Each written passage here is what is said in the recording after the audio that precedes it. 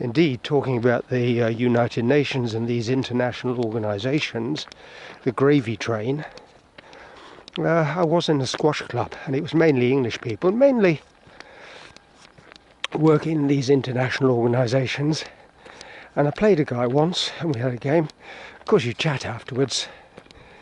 And I said, I suppose you work for one of these international organisations? He said, no, I've got a proper job. And that just about sums it up. So it's also my opinion. Very high salaries for very little work, and totally bloody ineffective. It doesn't matter who's the boss at the top, things just don't seem to change, do they? Now these two houses here, sort of thin on a narrow strip of land, pointing downwards. They were on the market. I think it was below £1 million shillings. Also considered buying it, one of the two. Unfortunately it didn't, and somebody bought it, renovated it, and now they've got a lovely little house that's never going to be disturbed by traffic, in an area that's never going to be developed, middle of the woods, middle of the vineyards. Very nice too, congratulations. Lovely balcony, faces, what's this, south? Yes, faces south. Isn't he a lucky guy? It's a lovely day, isn't it? Enjoy it while we can, because I think it'll change at the weekend. So these are the houses, actually the three of them by the looks of things. So this first one, I think, was the one that was on the market. I mean, you could live there, it's not just a winter house. Very nice. Vorgasselhuber, gemischte Satz again. What's the next one? Blaufränkisch, which for me is sort of the Austrian equivalent of Cabernet Sauvignon. But then I haven't got a very fine taste. And there's another one coming up. Let's see what that is. See the farmers hard at work. It's not raining. It's a fine day, so they want to get out and do what needs to be done. This looks like, yes, it's gemischte Satz again. So this is the Tierleitengasse. As you can see, it's not really a road for traffic, although cars can drive along it, but I've very rarely seen. It's just for Einreiner, so people who live here. There's also another villa up here that was on the market. I thought of buying. Would have been nice. And at a price that seems ridiculously low now. Ridiculously low. I think it was in shillings, and it was about the 10 million mark, which is massive. They're all massive here. And they've got big chunks of garden, as you see. This one, I think this was it. Been renovated.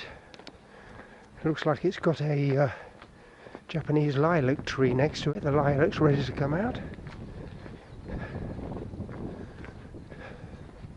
Looks quite nice, doesn't it?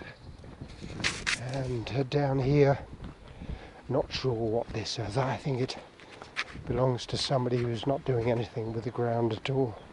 Or maybe a corporation, don't know who owns it. And this is one of the steepest streets that I know.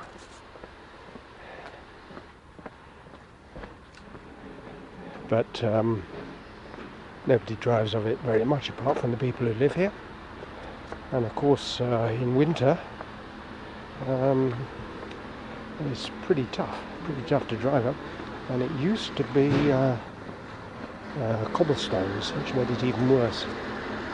And that there, like many other things around here, new development, ghastly to look at, and I don't know why they bloody allow it. I really don't.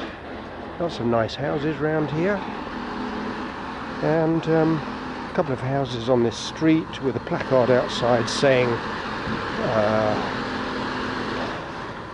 Schubert, I think. Beethoven, I think.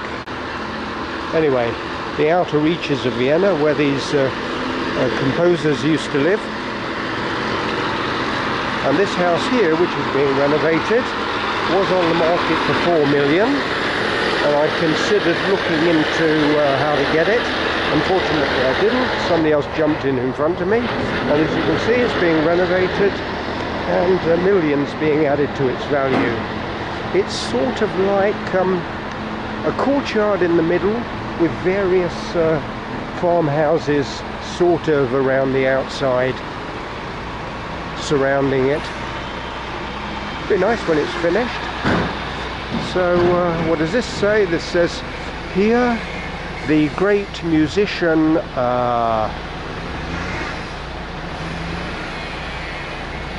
Meile Strauss, it was named, and this is where he composed lots of his waltzes, and which is why this house is famous. This is what it more or less says. And there's another one a bit further down, not an attractive house at all, Schubert. I'll record that in a minute. So this is the other one with a famous name on it, and it looks as if it goes back quite a distance. The name is Franz Schubert, composed in this house in 1821 his well-known male chorus, The Little Village, the tiny village, das Dörfchen. And it was dedicated to the 50th anniversary of the formation of the male choir of the city electricity works in Vienna in June 1963. Funny thing to commemorate. I can understand commemorating Schubert, but I can't really understand commemorating the male choir of the city of Vienna, electricity workers of the city of Vienna. Christ almighty. But of course it is a socialist city, so I suppose the little people have to be commemorated as well. And over there, partially cemetery. It doesn't look like it, thank goodness. Just looks like woodland. And again a set of garden houses, sort of like the equivalent of the English allotments with a hut on them, and people expanded and now effectively they're just like a housing estate. It's very sad really that you know, I think they should stick to their practice of building massive apartment blocks in town and out in certain directions towards the Slovak border. Massive housing estates. Stick to that. Why ruin this part of town as well? Now this it says on the front 1491 I think, Dorfschenke, which means the village tap for wine. And they used to use this garden for outdoor tables. I used to enjoy going there. The kitchen was dreadful. Wine was sort of average. But it's quite remote, and I think they had a problem making money, so they gave up. Set of houses here. Very big houses actually for this area. Very expensive I assume, and mainly they're the homes of idle layabout expatriates who work for the international organisations, and their kids just hop over the road and go to the American school. Privileged and useless, I would call them. And the annoying thing about this damn school is it is sovereign American territory. So you can't take them to court, you can't demand things, and frankly they don't care about their neighbours.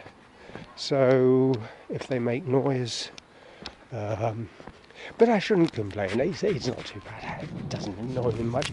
What annoys me is the fact that they are untouchable. And I have to think to myself, what the hell is Vienna doing to allow this sort of thing? But then it's money, it's income. And as always in Austria, I'm afraid the income goes into the pockets of the corrupt politicians. Because that's the way it is here. It is very corrupt. as Robin was telling me yesterday, my son, the masks that you're forced to wear, the ones without ventile, and they nearly threw me off a bus because I didn't have one. By coincidence, these are the what you have to wear by law, and they're produced in a factory that is owned by the husband of the sister of the Chancellor, Mr. Kuntz. Well, well, what a surprise. I think you can hear the birds. It's a lot drier than it was last time. Lovely day. I think it's going to be cloudy at the weekend, so enjoy today while I can. This is actually very annoying. This is a lovely path through the woods. Can you hear the birds? And these guys, the woodsmen, they've come here and they've turned it into one shitty big mess. I mean, I think they should be brought back here and told, clean this fucking mess up. Why do they have to do this work when the ground's wet? This is terrible. But apart from that, it's, as you see, a lovely day. Sun shining, not many people. Seen 3 people in a group. 3 ladies I've seen, that's about all. So got the whole woods to myself. Lovely.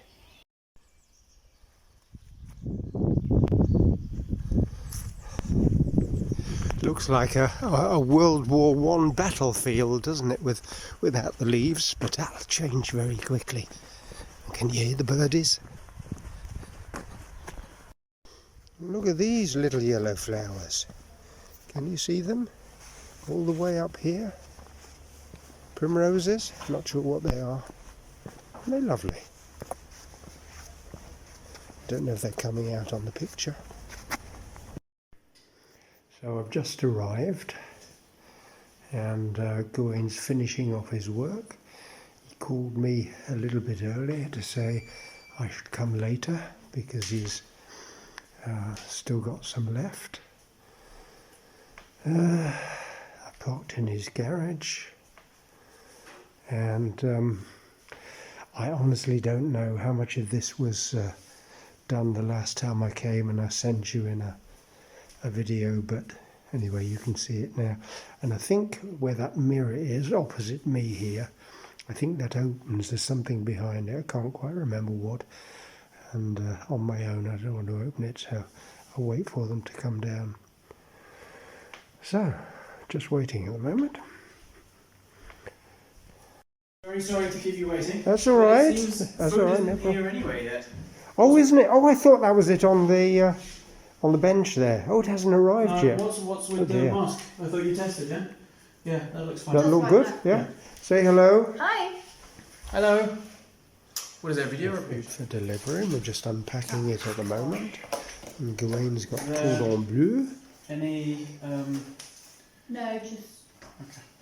No, And Judith's having a Käsespätzle, which is sort of like cheese on top of a sort of pasta. And I'm having my Schweinsbraten. That's it, just coming out of the packet. If I were you, I'd just put one on for the time being. I don't eat that much. And 2 knödel or also one? Yeah, also one, and but a very generous portion of sauerkraut. Have they given plain sauerkraut, or are there bits of bacon in it? Looks as if there are bits of bacon, doesn't it? Oh, yes, they are doing a proper job here. Yeah, that's fine. That's lovely. Yeah. A couple of minutes in the micro and gravy. Yeah. Oh, that's a nice looking Knödel, isn't it? It's not your plain round Knödels. Leider nicht getrennt, aber schaut trotzdem gut aus. Das heißt, Ja. mit Lädschutz-Sender. Ja, macht nichts. That's the Käsespätzle. Spätzle. It's a little bit different to what I was expecting. There the onions on top. They're like the onions. Is Käsespätzle the same as